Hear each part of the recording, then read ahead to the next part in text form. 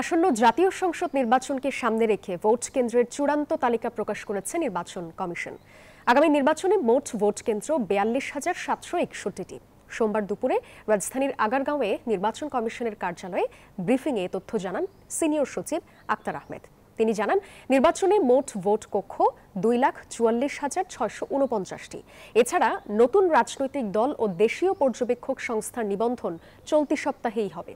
গণভোটের ব্যাপারে নির্বাচন কমিশনে এখনো কোনো তথ্য আসেনি। বিধিমালায় শাপলা প্রতীক না থাকায় এনসিপিকে শাপলা দেওয়ার সুযোগ নেই বলেও জানিয়েছেন তিনি।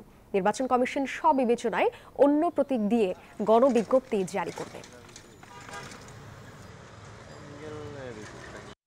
রাজনৈতিক দলগুলোকে প্রাথমিকভাবে চিহ্নিত করে